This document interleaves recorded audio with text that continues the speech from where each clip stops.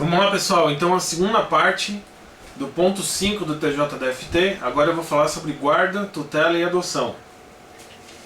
São formas de colocação em família substituta, tá? A guarda é uma colocação em família substituta destinada a regularizar uma posse de fato. Então, ela não retira a obrigação dos pais de gerar sustento, não retira o poder familiar dos pais, mas apenas de uma maneira provisória regularizar a posse de fato, determinando que o guardião proteja a criança e dê acolhimento para ela, tá?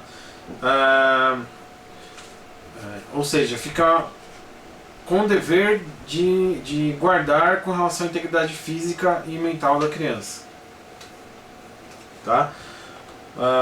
É revogável a qualquer tempo, tá? Conforme interesse, por ser ela provisória, precária, e não impede visitas, não impede o dever de prestar alimentos, não afeta o poder familiar. Uma questão importante que pode ser cobrado é a guarda compartilhada, que veio com a Lei 13.058 de 2014. Tá?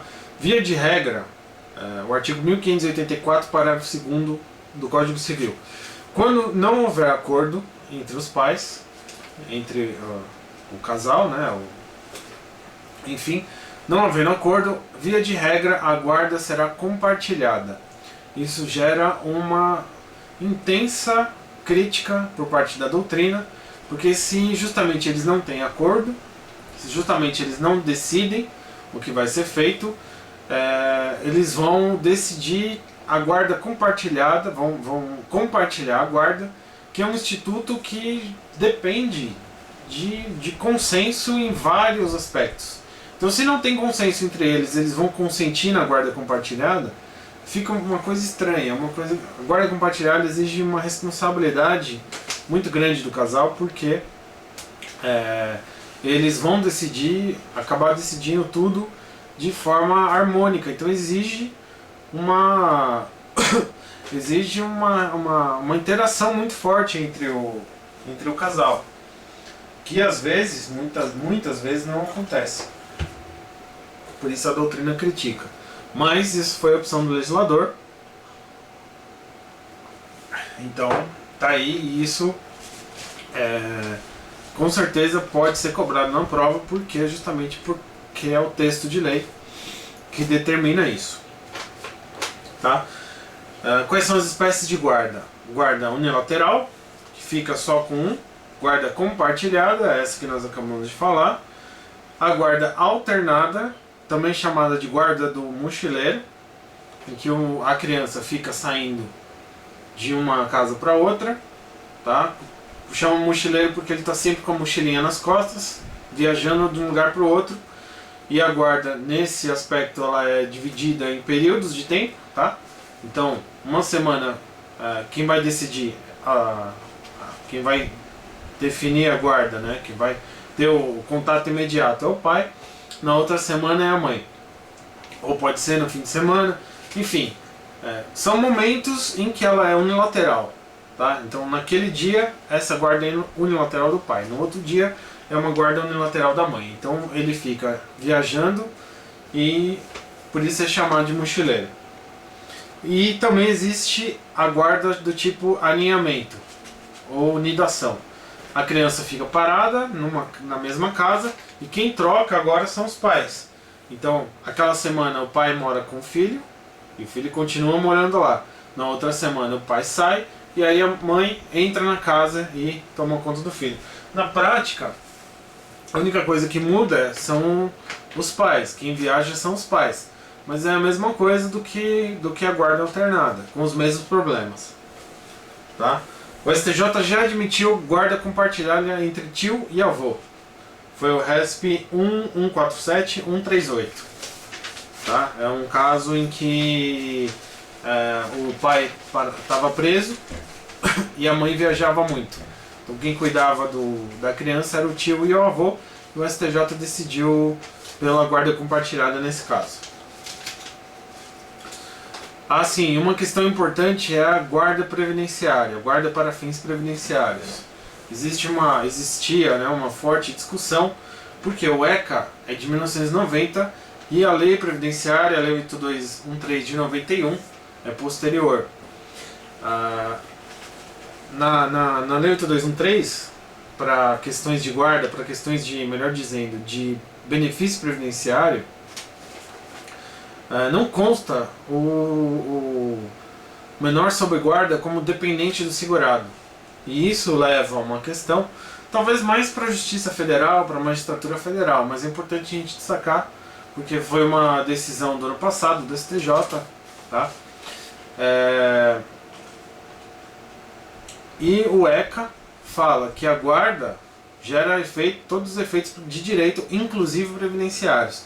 Então você tem o ECA dizendo que tem efeitos previdenciários e a lei 8213 não dizendo que tem efeitos previdenciários, não fala, silencia. Aí havia um conflito. Tá? O legislador poderia ter falado e não falou nada, né? E é uma lei posterior. E agora, como fica? Bom, o STJ decidiu que o ECA prevalece, porque o ECA é uma norma específica e ela trata da guarda e dos direitos da criança. Tá? RMS 36034, informativo 546. Tá? O que tinha de importante para falar sobre guarda é isso, tem baixa incidência, a não ser esses pontinhos específicos aí, mais recentes. Tá? Se ficar sempre de olho na jurisprudência, tem muita jurisprudência sobre isso. Tá? Ficar de olho no dizer direito, nos informativos do STJ. Tá? Mas, de geral, é isso. Vamos falar de tutela agora. A tutela já não é provisória, como a guarda. Ela pressupõe a declaração de suspensão ou perda do poder familiar e implica o dever de guarda. Tá? Então é algo mais do que a guarda. Confere direito de representação, permite que o tutor represente o menor, juridicamente. Tem a necessidade de caução, o tutor precisa prestar caução, salvo se o juízo dispensar. E o tutor pode ser nomeado por testamento. Tá? Tutela também não tem muita questão envolvendo, normalmente é só isso que cai, mas as características, diferença. Vamos embora para adoção, sem perder tempo. Adoção é excepcional e irrevogável, é uma medida de colocação em família substituta em que há o rompimento dos vínculos anteriores. Tá? Ela é um estado de filiação, gera um estado de filiação, constitui direito personalíssimo, indisponível e imprescritível. Tá? Então, os vínculos anteriores são apagados, tá? Com exceção aos impedimentos do casamento, e são criados novos vínculos com uma nova família. Tá? Antigamente tinha a adoção simples do Código Civil, em que havia a ligação só adotante e adotado, não havia a ligação com a família do adotante. Tá? Hoje em dia isso acabou, a Constituição determinou a igualdade entre os filhos, adotado ou não. Então você tem a adoção com o vínculo com o adotante e como se ele fosse filho, né? Ou ele é filho, juridicamente filho, tá? E aí ele passa a ter vínculos com os ascendentes, com os descendentes do adotante. Tá? Formas de adoção, espécies de adoção. Adoção singular, em que uma pessoa só adota. Tá? Um indivíduo solteiro vai lá e adota. Adoção conjunta. São adoção por casados ou por união estável, desde que exista a estabilidade da família. E eventualmente por pessoas divorciadas, quando iniciado o período de convivência na constância da união. Então o casal decidiu adotar, iniciou um período de convivência, e durante o período de convivência eles resolveram se divorciar, eles resolveram extinguir a união deles. Ainda assim vai poder ser feita a adoção. Tá? A jurisprudência admite a adoção homoafetiva. A família homoafetiva também é um tipo de família, tá? RESP 889-852-RS. E lembrar sempre da DPF 132 que o STF reconheceu a existência da família homoafetiva. Tá? Características da adoção. A adoção é personalíssima, tá? Exige um estágio de convivência, não admite procuração, tá? É um ato personalíssimo. Excepcional, porque só em medidas urgentes, porque a criança tem o direito de convivência com a família natural, tá? Então, excepcionalmente, a gente vai pegar essa criança e colocar ela em adoção. É irrevogável, não dá para voltar atrás. Incaducável, quer dizer, os laços anteriores não se restauram nem com a morte do adotante. Ela é plena, ou seja, o filho adotado tem a mesma condição do filho biológico. E ela é constituída por sentença.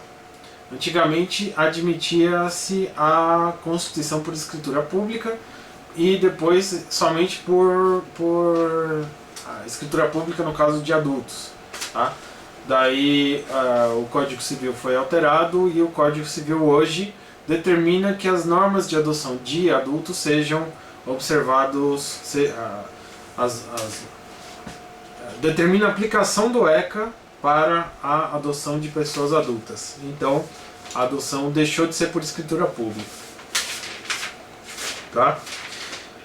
Requisitos subjetivos e objetivos. Vamos começar com subjetivos. Primeiro, a idoneidade do adotante. Tá? O adotante tem que ser uma pessoa idônea. E isso a gente vai perceber se essa pessoa é idônea no cadastro de adotantes. Tá? Tem um cadastro, nós já falamos agora há pouco. Tem um cadastro de adoção, a pessoa se inscreve, ela apresenta os requisitos, apresenta os documentos comprobatórios de que atende os requisitos e fica na chamada fila da adoção. Então ele fica esperando ser chamado para começar um estágio de convivência.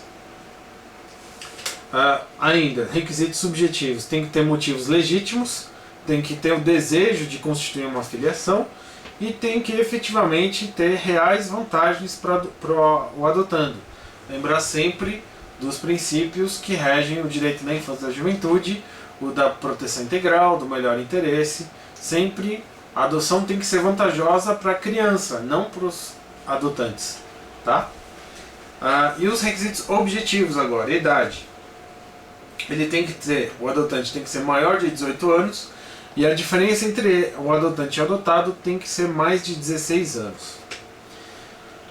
Consentimento dos pais ou a destituição do poder familiar. Tá? Então o pai voluntariamente, os pais, pai e a mãe, voluntariamente entrega a criança para adoção, tá? Ou houve a perda ou suspensão do poder familiar, daí eles não se manifestam porque não tem mais o poder familiar. E uma questãozinha importante que pode te pegar é a gestante. A gestante manifesta a sua vontade de entregar a criança para adoção antes do parto. Tá? Essa manifestação precisa ser ratificada depois do parto. Tá? Porque a pessoa tem o direito de mudar de ideia depois que nasce a criança. E normalmente a mulher tem uma carga hormonal, um instinto que ela muda de ideia.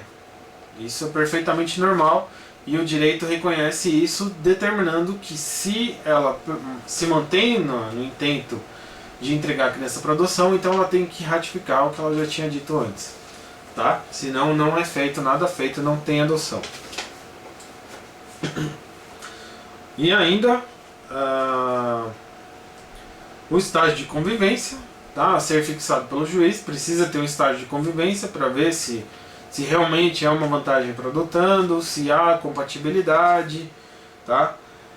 Esse prazo de convivência é fixado pelo juiz, pode ser dispensado no caso de tutela ou guarda anterior, tá? E é obrigatório no caso de adoção internacional. Tem que ser cumprido no Brasil pelo prazo mínimo de 30 dias. Tá? E o último dos requisitos objetivos é o cadastramento prévio, aquela ordem da fila. A ordem cronológica não é absoluta, o STJ já decidiu isso, e em algumas hipóteses você tem a dispensa do cadastro. Tá? No caso de adoção unilateral, tá? Adoção unilateral, vamos supor, você tem a mãe e o filho e o padrasto. O padrasto deseja adotar o filho da sua esposa. Isso é uma adoção unilateral. Lógico que você não vai exigir o cadastro nesse caso, porque quem está adotando já tem uma convivência com a criança. Tá? E não faz sentido você adotar uma criança do cadastro. Ele não quer adotar uma criança do cadastro. Ele quer adotar o filho da esposa dele. Tá? Então não tem cadastro nesse caso. Também está dispensado do cadastro a família extensa, pelo mesmo motivo. Tá? Uma tia quer adotar a sua sobrinha. Tá? Ela quer adotar essa criança, então não tem cadastro. E também não tem cadastro quem já detém a guarda ou a tutela. Tá? Sempre pensando na manutenção dos vínculos afetivos. Né? O que tem de comum nessas hipóteses é a manutenção dos vínculos afetivos. Tá? Impedimentos. Não podem adotar os ascendentes e irmãos do adotando. E o tutor e o curador, enquanto não prestadas as contas. Tá? Se ele quiser adotar, ele pode saldar o seu alcance, ele pode, se existir eventualmente algum débito, ele faz esse pagamento e aí ele está liberado para fazer a adoção. Questões importantes da jurisprudência, para encerrar. O adotado, apesar de extinguirem os vínculos anteriores, ele tem o direito de conhecer a sua verdade biológica. Ou seja, ele tem direito de saber quem é o pai dele. E isso já caiu, eu acho que foi no TJDFT mesmo. Ele tem esse direito de saber, ele tem o direito de procurar quem é o pai dele, por uma série de questões. Ele tem o direito de saber as suas origens, ele tem o direito de saber a sua história, ele tem o direito de saber doenças pré-existentes na família dele. Ele tem direito, por exemplo, de saber se o pai é diabético, se a mãe tem pressão alta, se tem algum histórico de câncer na família. Tá? Então ele tem o direito de saber isso. E ele pode ir atrás dessas informações. Habeas corpus para discutir adoção. Via de regra não, mas em casos excepcionais o STJ admite. Tá? Irregularidades no processo de adoção e a consolidação da situação com o tempo. Como fica isso? Eventualmente, se for favorável ao menor, lembrar sempre do melhor interesse da criança, essa situação essas questões, esses vícios podem ser superados desde que consolidada a situação e que isso seja um real favorecimento à criança. Tá? Uma outra questão importante também, a busca e apreensão fundada na Convenção de Haia de sequestro de crianças. É de competência da Justiça Federal. Teve um caso famoso na Justiça Federal do Rio de Janeiro, se não me engano, o caso do menino Chan. Foi julgado pela Justiça Federal. Tá? Isso é importante. Guarda aos avós em situações excepcionais é possível, tá? Sempre quando for o melhor interesse da criança, mas não para fins exclusivamente previdenciários. Aí o STJ não admite. E a adoção homoafetiva não tem óbice, o STJ já se posicionou de maneira tranquila com relação a isso. Tá certo? Então é isso aí, o ponto 5. É importante a gente dar uma lida na legislação em geral, tá? no ECA, pegar a adoção. São assuntos que é preciso ficar ligado na jurisprudência, porque está sempre mudando, está sempre envolvendo as questões afetivas, e elas são muito pujantes, elas são muito latentes no corpo social, e a gente precisa ficar ligado com a jurisprudência. Tá? Procurar sempre dar uma lida no material atualizado, ficar de olho na Dizer o Direito, ficar de olho nos informativos. Tem bastante coisa no site do IBDFAN, tá? Então a gente sempre fica esperto com relação à família. Depois, no programa de Direito Civil, nós vamos falar especificamente sobre direito de família, tá? Então aqui o enfoque é mais a família substituta, é mais a proteção da criança, mas nós vamos voltar a falar sobre o direito de família lá no programa de civil. Tá bom? Então, por enquanto é só. É isso aí. Bom estudo para vocês. Até mais. Tchau.